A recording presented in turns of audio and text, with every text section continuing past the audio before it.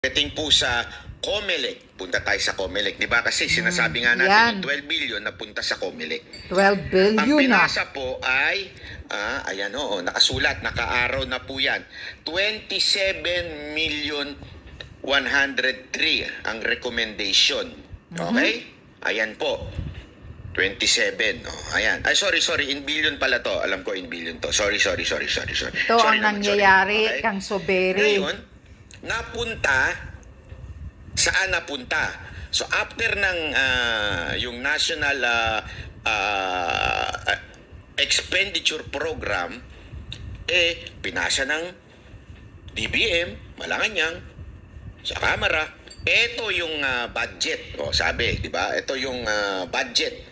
Tapos, ang lumabas, itinapos o binalangkas ng Kamara, okay, na gagawing batas na kasama ng Senado, dumaan sa BICAM, na ang representante ng BICAM ng Senado ay walang iba kung hindi si Angara, na tao ni Zubiri.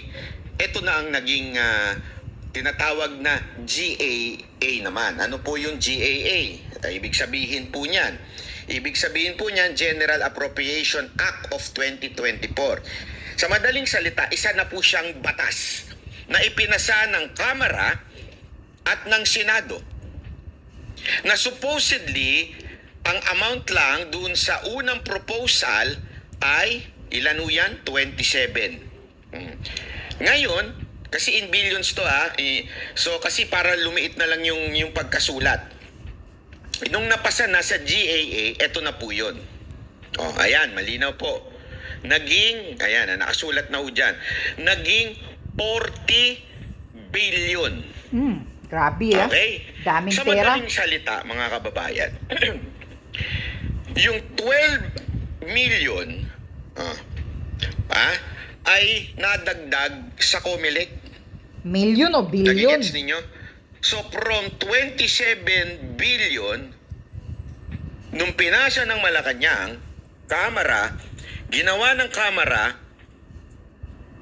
dinagdagan ng 12 billion ang COMELEC, 12 inaprubahan ni Senator Angara, siyempre, sa pamamagitan ng utos ng Senado na Senate President ay si Zubiri. Pinahintulutan niya ito. Pinayagan niya na madagdagan ng 12 billion. ang COMELEC. Saan napunta? Ulitin natin Hindi po natin sinasabing binulsa. Hindi po nila mabubulsa yan. Taon-taon na po yan na talagang, kunwari, pag-uusapan yung budget, may babawasan, may dadagdagan. Itong 12 billion, nabawas ito sa Senado. Ibig sabihin, ang budget ng Senado, ng buong institusyon, hindi ho ng Senador ng institusyon, yung Senate, ay nabawasan. Actually, At binigay ang balita sa ko COMELEC. hindi nga ho 12 billion na nabawas. 15 billion talaga. Grabe Okay? Although Daming haka-haka pera. pa lang yun, mahirap na. Maganon tayo, di ba? Although pag tatanungin nyo yung ibang mga senador, alam nila yan. 15 billion talaga. So, yung 3 billion, hindi nila alam kung saan napunta. At hindi pa mahanap. Kung Nawala saan man ang 3 yun, billion, hindi natin alam. Basta, ang balita ko, may magre-retire. No, hindi natin alam. Hanapin nyo na lang yun. I-google ninyo kung sino yung magre-retire. Yung 12 billion Binulsa ang 3 billion pala sa magre-retired. napunta sa budget ng COMELEC na hindi naman hinihingi ng COMELEC. Yan. Hindi ho ito hinihingi ng COMELEC. Bakit?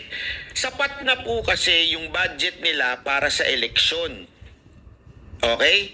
Na ang budget po nung eleksyon ay sapat na. Bakit nadagdagan ng 12 billion? At bakit pinayagan ni Zubiri na malagyan ng 12 billion yung COMELEC? Yan ang malaking tanong. Ito siste. Siyempre, kung ikaw senador, alam naman natin, halimbawa lang ito kunwari ang senador, meron silang, ang Senate, meron hong budget na halimbawa lang 24 billion, which is yun talagang kadalasang ipinapasang budget po ng Senado. Nabawasan sila di umano ng 15. Although, kasi yung 15, hindi ko makita yung 3 billion kung saan napunta, bulong-bulungan pa lang yun na bakit nabawasan ng 15. Pero let's just stick to the 12 billion. Nabawasan ng 12 billion. So 24 yun Usually, tabu ho itong usapan na ito kasi budget ho ito So may tigi 1 billion ng mga senador para sa kanilang mga pet project, pet program o kung ano mang program Mga bolsa program. Yun, 1 billion May Laki ganyan talaga. ng mga senador. Siyempre, nabawasan ng 12 billion na hindi naman sinang ayunan ng karamihan ng senador. Nagigets nyo? Siyempre, sandali, ano ito? Bakit ganun? Di ba? Siyempre, magtataka iba. Siyempre, pag binawasan mo yung buong institusyon, mababawasan bawat senador, yung mga kanila mga pet project. Again, uulitin natin. Lilinawin ko, hindi po ito binubulsa ng senador, Hindi po ito binulsa ni dating Senate President Zubiri. Hindi ganon. Okay? I-divert lang o inilipat lang o sa madaling salita, hinayaan lang malipat sa COMELEC. Kaya nga, bakit dinigay sa Comelec? For Bakit what? nakakainis? Number 1, siyempre mabibuisit yung ibang mga senador. Kaya pala siya pinalitan. Sinasabi ni Zubiri publicly na ayaw niya sa Chacha, pero pinapayagan niya ang galaw ng Kamara. Kasi galaw ng Kamara ito Etong Yun. pagdagay ng 12 billion sa COMELEC ay sahil sa kagustuhan ni Prime Minister. Galaw ni Tambaluslos pala. May pondo para ho sa eleksyon para sa Chacha. Oh my God, ganun pala yan. So, very. Kaya ka pala Ang pinalitan. kinakataka ng ibang mga senador, akala ko ba against tayo sa Chacha? Bakit pinayagan mo through the leadership of Zubiri, you allowed na malipat doon sa COMELEC yung budget?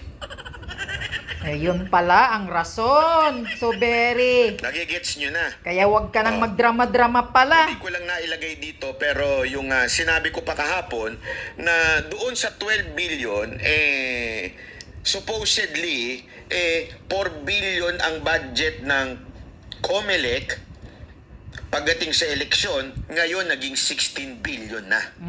My Yung God. pag-eleksyon. Sandali hanapin ho natin ito. Wait lang Grabing Para mas maganda pera. wait. Hanapin po natin to. Papakita ko ho sa inyo ito. Kasi importante na makita nyo ho ito Whereas ang taong bayan, gumagapang sa hirap. Wait a minute. Pero ang COMELEC, pinupunduhan ng ganong halaga. Ipapakita ko lamang po Ito. Grabe pala, Suberi Nagpautok ka rin pala sa kay Tamba. Ito. Pakita natin para sabihin ng iba dyan ito. Kaya ka pala pinalitan, Ayan. kinukudita ka. Kita niyo yan? Galing mismo yan sa libro ng Official Buhay. Gazette. Ayan. Para alam tayo 15? transparent tayo ika nga Wow. hindi tayo yung tayo yung wait lang wait lang ito hindi tayo kasi yung yung chismis lang ayaw natin yung ganyan yung chismis walang ebidensyang ipinapakita hindi ako papayag ng ganun alam nyo naman ako ayan so ano po yan nakikita nyo yan 16 billion na.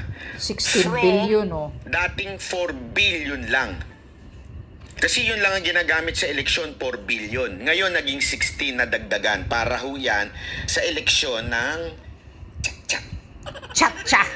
Para palitan ang konstitusyon. So, isang malaking kasinungalingan yung sinasabi ng ilan dyan na todo depensa sila ngayon na kaya kami natanggal kaya dahil galaw ito ng Malacanang. Ganon pala, so very. Tandaan ninyo sa buhay. Ito makinig kayo. Sa buhay, merong paraan ng Diyos para mabuking ang katotohanan. When everyone becomes greedy. Naiintindihan nyo? Pag ang bawat isa naging greedy, mag-aaway at mag-aaway yan. Pag ang isa nag-away-away pagdating sa pera, hindi naman natin sinasabing greedy lahat ng senador, pero kasi pera pinag-uusapan dito eh. Maraming nainis, sabi, anak ka ng wedding. Siyempre, kasi nakuhaan yung budget ng mga senador dyan. Ko ba? Kaya Akala pala. ko ba hate mo yan, Chacha? Bakit mo pinalulusot yung mga ganito? So Bakit mo very... pinayagan mabudgetan ito? So, iba pala yung sinasabi mo sa harapan ng camera at sa tunay na nangyayari. Nagpadikta ka pala kay Tamba, so very... Ganon ang siste. Kaya ho, maraming nainis. Maraming nagalit. At, kaya nga kung papansinin ninyo, eto first evidence, kung talaga bagang galaw ng Malacanang, dapat si Jinggoy ang nilagay dyan. Pangalawa, kung galaw ng Malacanang yan, at sinasabi mo na hindi ka kasi sumunod sa utos, bakit hanggang ngayon, ipapakita ko sa inyo, ang may mga hawak pa rin ng chairmanship ay si Bato pa rin. Same pa rin, hindi nagbago. Ibig sabihin, tuloy ang PDEA hearing, tuloy si Bato bilang head nung committee na yon. So, yung argumento mo na hindi ka sumunod ay isang katarantaduhan. Yan pala, so very...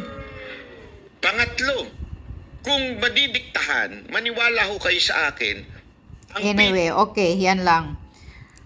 Ay, naku pala, so very. O, to pala, mga taong bayan. Kaya pala, kinukudita si Suberi sa Senado. Pinalitan ni Cheese Escudero Kilay.